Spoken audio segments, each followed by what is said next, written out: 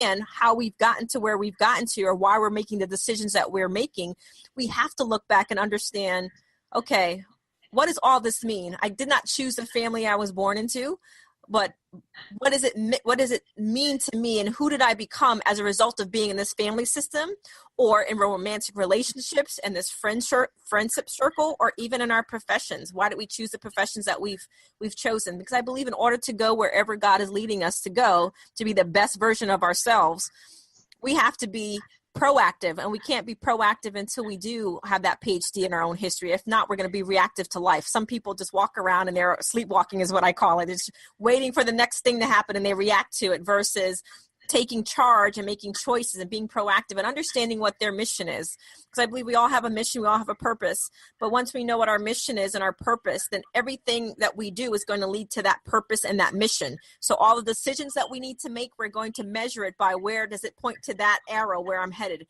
And if it's not, then that's when I know I need to say no. So it's kind of like a blueprint for our life. But we're not going to be able to course correct that blueprint unless we look back and see, okay, what's the journey that I've taken, and what did I learn from this journey?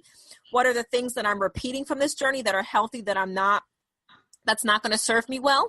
Because we have problems and we also have patterns. So problems we can tackle, but the patterns come from our milestones. They come from the morals of our life. They come from our history, those types of things. And we're not going to understand it until we take a step back and actually examine it. Wow.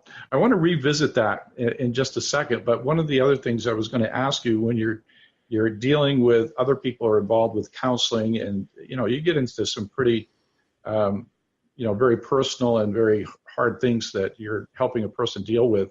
So let me ask you this question: how important is self-care to you and to the people that you work with, and what do you give them for tips for self-care? Well, for me, self-care is hallmark, because in this field, and I would imagine you can relate from a pastoral perspective, is that we can have compassion fatigue. So yes, we are always giving and giving and giving and outpouring. And if we don't fill up our own cup, we're going to have nothing to give.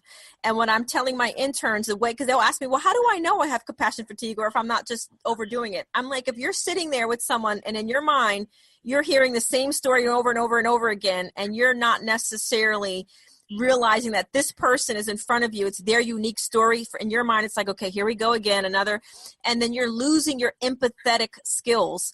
And that means that there's something inside of you that's not taking care of you. So for me in particular, I think about, am I taking time and doing the things that I enjoy, regardless of my to-do list? Do I have a balance of life? And I believe balance is different for everyone. We hear balance all the time. Balance is determined by the unique individual. So for me in particular, my faith and my family, and then my business. So am I practicing my faith? Am I having the disciplines? Am I taking time to pray? Am I taking time to read my devotional every day? Am I taking time to, I believe in intermittent fasting. Am I fasting? Am I focusing on what I need to fast for? So my faith, and then my family. Am I spending quality time with my son in particular? Am I spending time with my family? Do I know what's going on in their life? Do they know what's going on in my life? That feeds me. Relational. I'm a very relational person. And then is my business in order? Am I staying on top of things? Do I know what's going on with my therapist? Do I know what's going on with the admin staff? The beauty of being where I'm at now, and I'm not ever taking this for granted, I'm completely humble, is that I can leave for a week and my business can run itself, because I believe the people that God needs to have in the business, where I have 3 wonderful admin, godly women who I can walk away and I feel very confident in their abilities to do what they need to do, as well as the therapist on the team. So when those things are ordered, then I can go to the beach. I can read when I feel like I need to take time out for myself. I can read non-psychology books or even non-spiritual books. I can just read things that I find enjoyable. I can listen to music. I like live music. I like to travel. So I can do those things. And when I come back, it's like a reset. I can be refreshed.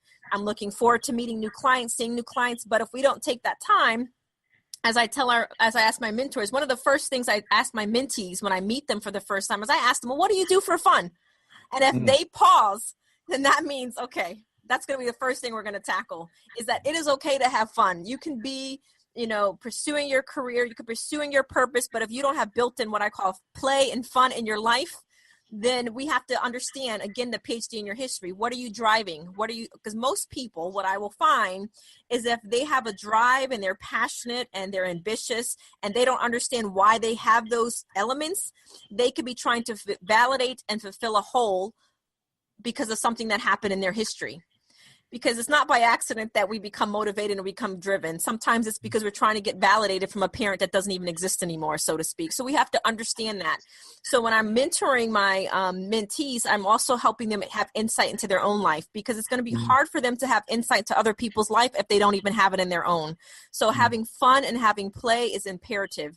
And if you're not sleeping and if you're not eating, if you're eating lots of carbs and just some of the basics, it's not even about a weight size. It's about being healthy. What's this about, right? Are we anxious? Are we worried? And we're carrying those types of things, because anxiety as professionals, not even talking about clients, as professionals, that's going to hinder us from being completely present with our clients, because we're constantly worried or we're thinking about something else. So you have to fight to be staying present with them. So to have the play, to be able to have time for ourselves, to have fun, to have time to speaking to your friends. Because when I'm talking to my mentees, I have a bi-weekly meeting where I meet with my interns and we process cases, and I go over their self-care actually and those types of things. And if I ask them, when's the last time you spoke to your best friend? Oh, well, I'm too busy. I don't have time. You always make time. You always make time. When you go to the grave, you're not going to think, okay, I wish I worked harder. You're going to think, you know what, I wish my friendships, my relationships were more rich, that they were more meaningful. So now is the time to make those decisions, not when you're looking back and you're looking at and having regret. That old rocking chair analysis. When you're 80 years old and you're in the rocking chair of your porch, what are you going to regret not doing? What are those regrets going to be? Now you have the chance to we're all going to have regrets. And I believe that. I don't think anyone never is at a place where they never have regrets, but we want to minimize having the regrets in our life. So circling back around, self-care is extremely important, especially when you are in a helping, healing profession. You have to be able to have that oxygen mask on yourself before you can even ever really be effective in helping someone else put it on themselves. Yeah, I would agree with you. And I think, I've been asked that a lot, and certainly in the roles that I've had as a pastor. I've had mentors during pastoral ministry. I've also now have mentors in what I'm doing in the executive role. And even with the John Maxwell team I've got people that I can call on, and a lot of them will ask me, Steve, what do you do for self-care? Mm-hmm. And it's interesting because I always go to this. You get a camera in my hand, and I will forget everything else except taking that camera and capturing what's in front of me or going somewhere. So it's one of those things where I find that it is a tremendous way just to forget about everything and do something that you really enjoy, which, again, as you were saying, it just kind of recharges your batteries. So it's, if anybody's, listening out there and you're in that type of field, take that time to take care of yourself. And as Janie was saying, you can't draw from an empty cup. You can't. So again, self-care, so important. Janie, I want to come back to a little bit more, if you have some more on the PhD in your own history and why we do what we do. Is there anything that you wanted to add to that? Yeah, so when you hear that, at any given moment, I believe in mindfulness and self-awareness. So in this current time, if you are looking back in my life, or if you're looking back in your own life, you can look back again at going back to those milestones, or there's certain pivotal moments, I should say, pivotal moments in your life. And if you don't understand at this given moment why you made that decision, whether it was healthy or unhealthy, then you're going to be very vulnerable to repeating the same types of patterns. So when I talk about having a PhD in your own history, it's in order so that you can be the healthy, whole person and to be able to fulfill your purpose and have clarity on your mission of what God has for you. And I believe the distractions that get in our way, for example, I'm a certified sex addiction therapist. So I work with a lot of couples or women that have addiction issues around sex and love or relationships. And when we're looking at their patterns, they're very reactive in life and they don't understand why they do the things that they do. But once we start peeling back the layers and we start looking back and really assessing their life. I believe if anyone's listening and you've never done this, I mean, they can do this at home, is have a life map. Have we ever taken the time? A life map can be very simple. And this is what, in a very simple way, this is what the clients will do, is they will write out a timeline of their life, and they start at their earliest memory. Your earliest memory, a lot of people don't realize, is so pivotal, because our earliest memory, our first memory of life, if it is a negative memory or if it's a positive memory, to a certain degree, it starts setting the standards of the rest of our memories. So for example, we have implicit and explicit memory. So there are people that don't remember certain things, but they can remember more of how they feel. They get into these moments, and they have these moments where they felt like they felt this before, or they were here before. We call that a pre-verbal stage. So a pre-verbal stage from 0 to 5 is extremely important, which is why having healthy families, healthy moms are very important, to be in tune to their babies, because they're developing, they don't have the verbal skills, but they are catching everything that their mom feels. So it's nonverbal. So then once they start between 3 and 5, they have memories that start to kick in. And those memories, if you have memories of comfort, then your attachment style, the attachment style that can start to be developed, is secure. There are 20% of the population that has a secure attachment style. That means they've had attuned parents that were self-aware, that were able to help them co-regulate, because a pivotal age is exactly at 5, because that's when children really start attuning to who their parents are, and children cannot self-esteem themselves. Parents self-esteem their children. So if you're a negative parent and you're constantly pointing out to that 5-year-old, for example, you're criticizing them. Well, why do you always do this? And you're very reactive to them. They're capturing that message, and they're not going to reflect and say, Dad or Mom, you're making me feel like I'm not good enough. But they're now imprinting. You're now imprinting that message in them. And now that's becoming the pattern of which they're going to operate from. Whether they have anxiety, we have children more than ever that have ADHD, ADD, have anxiety issues, all these types of things. And I'm not tying it all completely back to parents. I have my own philosophy around food and other things. But you're imprinting that message. So they can now, that woman who has had that sex and love dysfunctional pattern, when we pull back her layer and we look back at 5 years old, she had 2 parents. I'm making up a story here. She had 2 parents that were not able to attune to her, because they weren't able to, they had to work, they had to put food on the table, so they would put her in front of the TV. So she didn't have the emotional, the mental stimulation. She didn't have her mom telling her how beautiful she looked, but her mom was telling her that she needed to put on something else. So constantly getting this negative message. So now we have this 18-year-old who now has attention from her first love.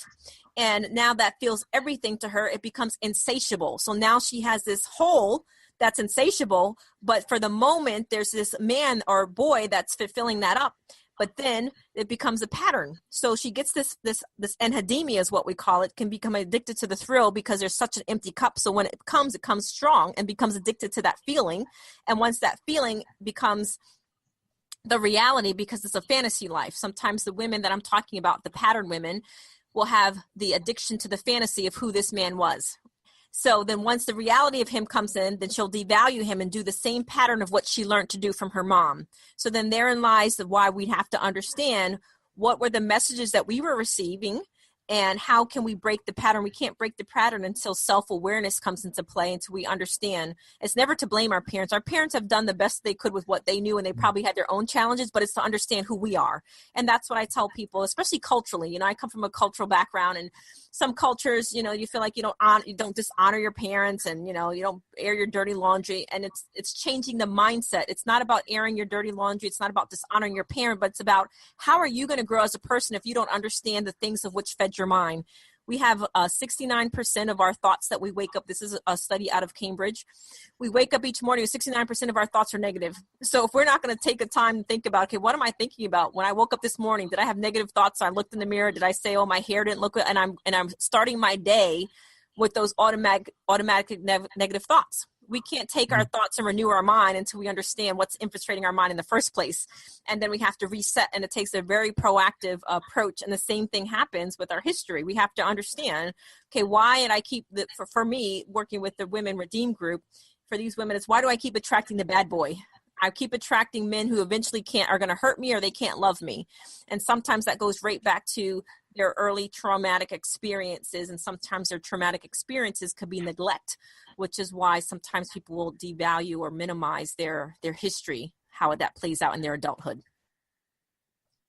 Wow. Um, Let me ask you this question, Janie. And I know each person is unique, and you mentioned that, and I agree with you 100% on that. So as you take a case, is there